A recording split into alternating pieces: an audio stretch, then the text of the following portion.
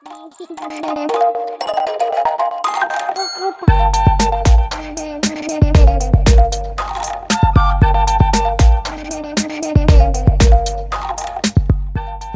back to another episode of Parenting in Progress. I'm Corey. I'm Jordan. And we're the Welches.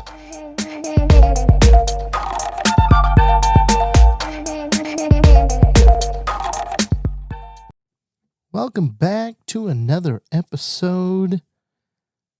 Hey, Jordan, did you get that reel that I sent you this morning?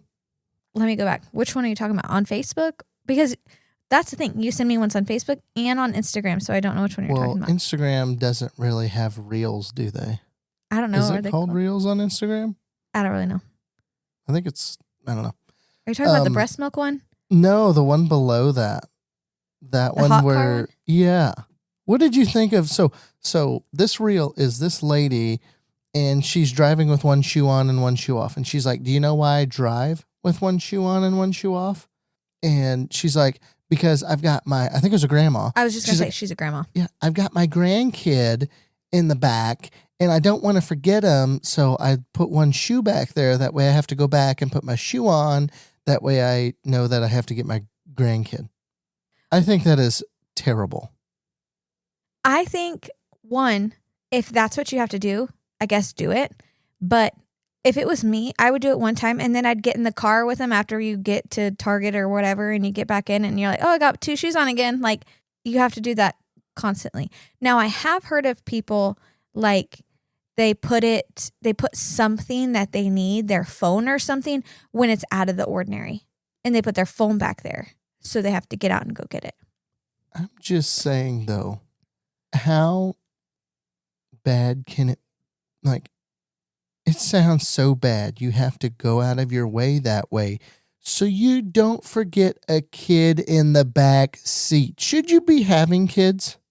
She's a grandma, Corey. Cut her some slack. I'm just saying, though, like, if that was one of our parents, they'd be like, should we have you watching them? You might leave them in the bathroom. That's very You true. might leave them in the basement all night. Like, oh my word. Like, I get little quirky things to maybe help you remember, but if you have to constantly remember, it's terrible. Yeah. Now, there have been times when, for some reason, say you were watching Carly. I don't know the exact moment that it happened, but I didn't have Carly in the morning for some reason. And I turned like I was going to daycare. And I didn't need to go to daycare because Carly was not with me. And so you get in the habit of that. There's times when I'd go to open my car door and I'm like, oh, Carly's not here. Like, I'm so used to every time in the car, like, I kid you not, 99% of the time that I'm in the vehicle, she's with me. So it's more odd for me to not have her than to have her. But I get how you get in routines. And so, like, for some grandma, how do you not know, like, if you're watching your grandkid? And like you said, yeah, I don't know if I want you to watch my kid if that's what you have to do. Well, I'm just like, man, look at the bigger picture here. Like, I get, maybe forgetting or having issues like the first couple weeks you have a kid that you don't know. But once again, though, you're expecting this. Like, you have toys at the house, you have kid things in the living room. Like, how do you just forget? Oh, shoot, I left him in the car. I mean, I know what happens.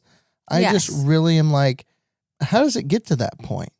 I think the majority of the times when you hear about those things happening, it's a time when it is not in that person's normal routine. Or some other issue has caused them to rush, to be flustered, to not be thinking about certain things. And I know, you have family problems where you just got news dropped on you, but you got to go to work and you're all flustered. That, like, I guess I can see some things of that sort. But I mean, this grandma, she's just just driving around one shoe, which I don't even know if that's legal anyway. Don't you have to have some sort of shoe to drive? You know what? I really do think you do. That's kind of what I thought. I'm like, so how does that work? But maybe she'll get the half price ticket because she had one shoe on. That doesn't make any sense. Either you have shoes on or you don't have shoes on. True. Anyway, no, that I just was sitting there this morning and I'm like, oh my gosh. Like, now that we actually have a kid, holy smokes. Like, if you have to do something like that, I'm not making fun of you, but oh my word. I Carly'd be can't yelling grasp at me. that reality. Yeah, no, I get that. And Carly's at the point now, she'd be yelling at me, hey, Are we here yet? Are we there? I want a snack. Yeah, I want a toy. I want food. Let's go look in the kitchen. I mean, I can see it if they're an infant and they're sleeping and they're quiet. Oh my gosh. Like, you better figure something out. I guess if that's your routine is leave something back there, then so be it. But you know what? Props to her for at least like doing something to prevent it. You know, if she's really that worried that she's going to forget the kid back there, she did something to remind herself, I guess you could say. So I'll give her that. I don't know. I know things happen and accidents happen. But maybe she's super paranoid. Maybe she thinks she's going to do that. But part of me is like, if you keep thinking you're going to do that, you're not going to do that because you're always going to be thinking you're going to do that anyway, which is going to remind you, oh, I got a kid in the backseat. Yeah. I mean, when I was like freshly postpartum, there's some things that's like, oh, I better move that out of Carly's way, even though it's 5 feet away from her and she can't move. Oh, I don't want her to grab it. Like I think that's normal and that's typical and it gets better, but I don't know.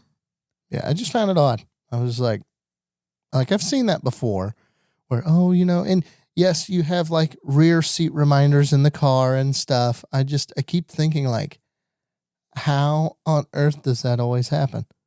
Because my work truck, I don't have Carly in the back, but it's always, rear seat reminder. I have just been too lazy to shut it off. I have just never known anybody nor been in a situation where you just, oops. But I'm sure there are instances where you get flustered or like you say, out of your routine, you're not doing those things where it can happen, right? Yes. You can leave your phone, you can leave your wallet, all that stuff. I just don't know if I'd ever leave a kid though, like your kid. Yeah.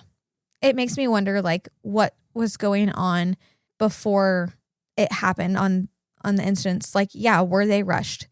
Were they flustered? What was going on?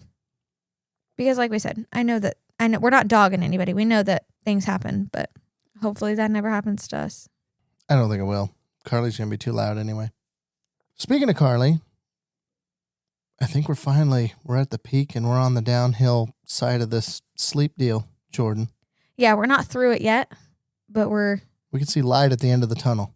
It's like when you finally made it up to the top of the steps and you're like, whew, and you're going down the steps. Like you still have to go down the steps, still work, but it's a whole lot easier than going up them. We're not at the bottom yet. I don't know if that made sense to you, but it definitely made sense to me. Yeah, we're still descending. Yes, we still have work to go. We're not right at the smooth sailing, but it's easier work than going up. It is. She's going to bed a little bit better. She's sleeping through the night a lot better now.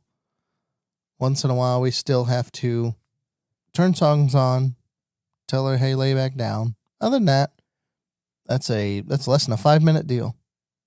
Yeah, even nap today. She stood up and she asked for something. I went and laid her back down, put her blankie on her, and the next thing I know, she went to sleep. So it's definitely getting better. And we knew that it would. It's just like when you're in the thick of it, it's like, oh my gosh, is this ever going to get better? We just don't know how long. Is this going to be is this going to be a 3-month thing, 3-week thing, 3-day thing? Oh my gosh. I think she's still kind of struggling to go down for a nap at daycare. It's hit or miss. Sometimes, our daycare provider will be like, yeah, she had a really good nap. And then other times it's like, yeah, she didn't get to bed till 2. She was up by 3. But like we've talked about before, she takes 2-hour naps at home on the weekends.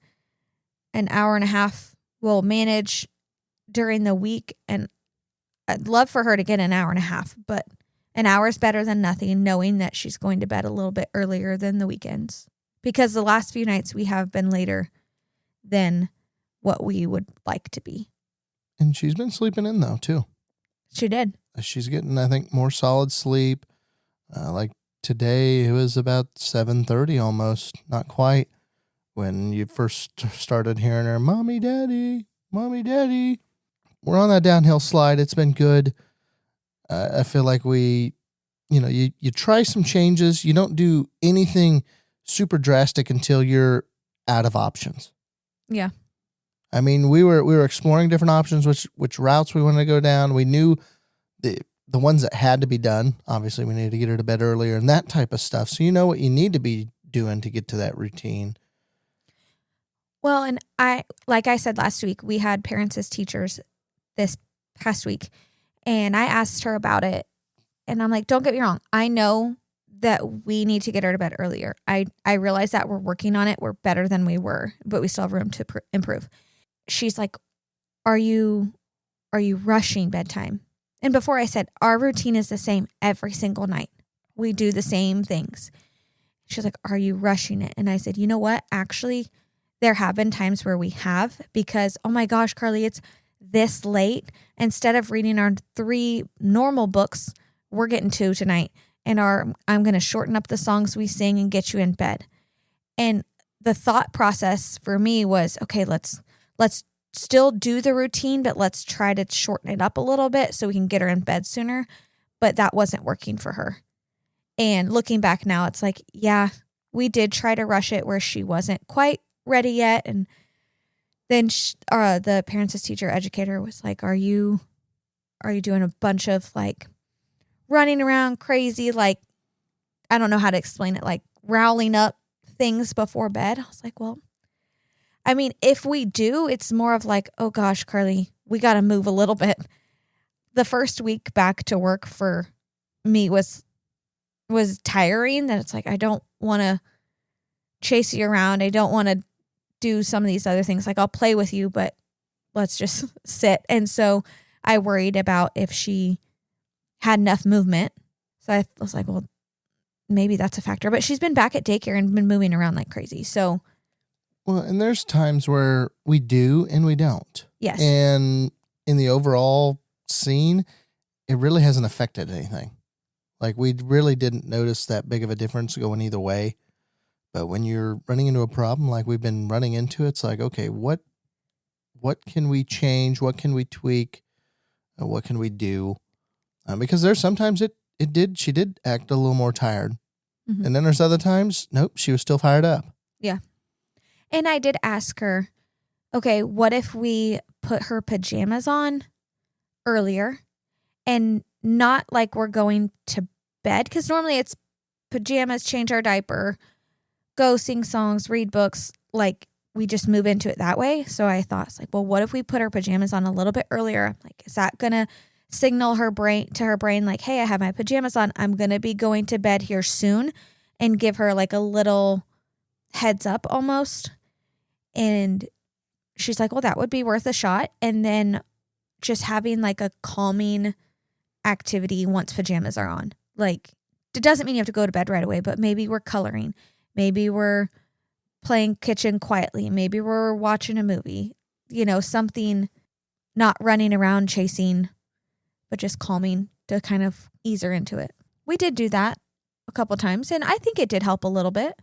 Yeah, it's hard to tell to know what works and what doesn't, because she's starting to get back to more normal Carly bed. And that's what's always tough, is you're like, okay, what works, what doesn't work. The nice part is when you have the next issue, you get more ammo in your toolbox. You get more tools for it. That way you're like, oh, hey, I remember we talked about this. Let's try doing it this way. Oh, nope, didn't see a difference. Let's try flip-flopping it, see if that makes a difference.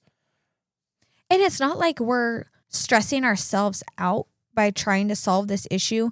We both knew that, like, this is kind of a phase and just trying to get through it. But how do we get through it the best way? The easiest way, the most stress-free way. So it's not like we were just, oh my gosh, what do we do? We knew it'd get better. And here we are. It is getting a little better.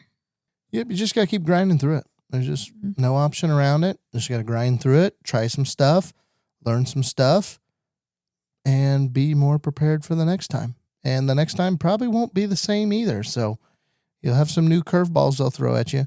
anytime you think you've got something figured out with raising kids, they're going to switch it up on you. Yep. And now, like, she's 2.5. She's still in her crib. She's still in a sleep sack. I used to have my own set, like, time frames on those. Like, oh, she can be in her big girl bed by then or whatever. It's like, it's working.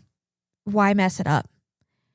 Do I really want to go buy another sleep sack? No, because the ones we like are kind of expensive. So I think we'll let her wear that one out and then transition to a blanket at bedtime. And she has blankets at nap time. And she's asked for a blanket at bedtime, but it's like, honey, we bought this sleep sack and we're going to use it.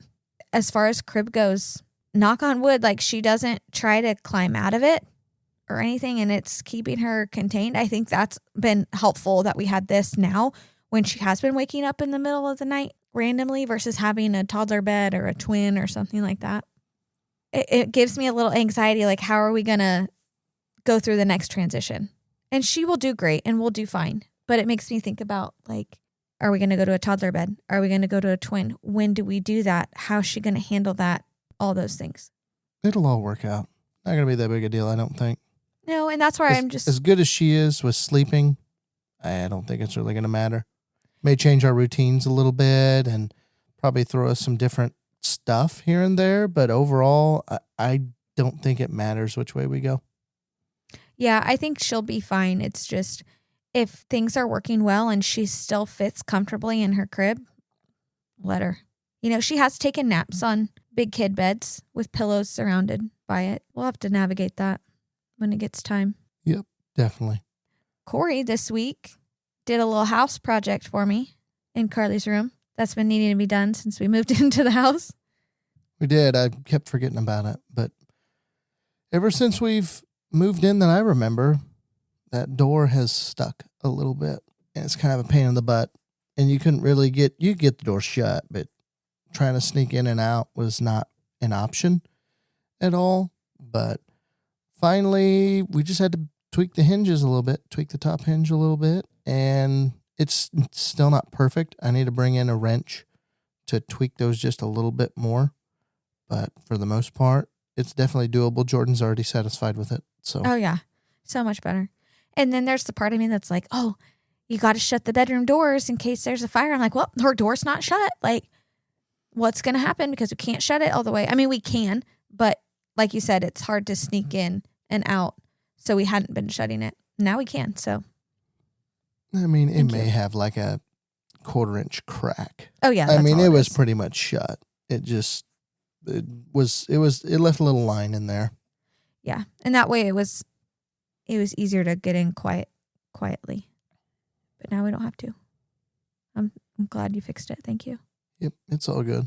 With that, I think we had a short episode here. Not a whole lot's changed, but thankfully we're kind of figuring out this whole sleep deal. So that'll be good to get wrapped up. And hopefully by the next time we talk to you, Carly will be back in our normal sleepy routine. I know, and I'm already like brainstorming some fall stuff. It's kind of a little fall-y weather, not quite, but definitely cooler than it's been. It's just fall because all the leaves fell off of our front tree. No, that's not it. It's just kind of chilly and a little dreary out. We did. We picked up a little bit of moisture this past week, so that was good. I got the yard sprayed for some grasses that were in there that I've been needing to do. So that was not very cool yesterday, but I got it done. Now I'm ready for soups and football and pumpkins and apples and all the things. I think I'd only agree with about one of those things. So that's true. But anyway, that's all we got for you guys this week. We'll have something else pop up next week, I'm sure. Oh, I'm sure there'll be something. And with that, thanks for listening. Thank you for listening to Parenting in Progress. If you like what you heard and you're listening to us on YouTube, please go ahead, like, share, subscribe, drop a comment. If you're listening to us on other platforms, go ahead, give us a follow and a rating. We truly appreciate it. Thanks again, and we'll see you in the next one.